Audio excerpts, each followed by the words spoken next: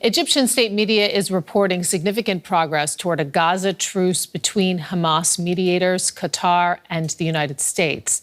They have been holding talks in Cairo in the hope of securing a truce in the 5-month war between Israel and Hamas, which is seen as a terrorist organization by several nations. Now, U.S. officials have said that Israel has broadly approved a deal. Meanwhile, U.S. Vice President Kamala Harris has called for an immediate ceasefire in Gaza for at least the next 6 weeks. Her comments are the strongest by a U.S. administration official on Israel since the war started. Harris is hosting Benny Gantz on Monday, a member of Israel's wartime cabinet and a political rival of President Benjamin Netanyahu. Gantz will also be meeting with other U.S. senior officials. Let's have a listen to what Harris had to say. And given the immense scale of suffering in Gaza, there must be an immediate ceasefire.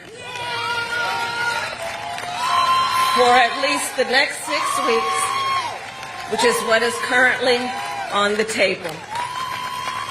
This will get the hostages out and get a significant amount of aid in. And let's get more on that. We are joined by Karim El-Gawhary, who has the view right now from Cairo. So, we're getting these reports of significant progress. This is at least what the Egyptian state media are saying. What are you hearing? Well, it's first of all very, very sketchy news. We don't have any official statements. We know that Hamas delegation, Egyptian intelligence, the Qatari mediators and U.S. intelligence are sitting together in Cairo. Now we have the Egyptian state media reporting that there is significant progress without any further substance or details what this process might entail. But one of the problems yesterday, one of the sticking points why the Israeli delegation did not show up in Cairo was that Israel demanded a list from Hamas about who is going to be released, the names, who is still alive, who is injured, who is dead. They wanted to have more details about the hostages.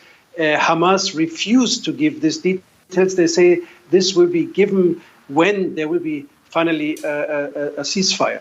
The other thing, which is also maybe important but also not confirmed, is that from the Israeli media there are reports that the Israelis are now not any longer demanding this list, and that they're demanding just the number of people, the number of hostages who are still alive. But very important, all these reports are not really officially confirmed.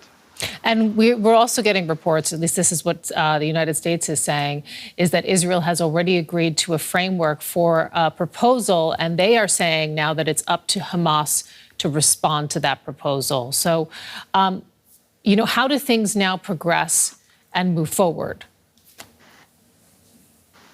Yes, we know that all sides agreed to the framework, and the framework is a 6-week truce, and they will set free about 40 Israeli hostages in exchange for the tenfold number of Palestinians in Israeli prisons. We have about 9,000 Palestinians in Israeli prisons, many of them children, 3,000 of them without any formal trial. So now one of the points that is a point where both sides are not agreeing is who is going to be released on the Palestinian side in exchange for the Israeli hostages. Israel yesterday presented a list of Palestinians they are not willing to set free. So I think that's one of the main discussion points. In addition to that, Hamas is also asking for guarantees that this process of setting free more hostages and then later possibly even more should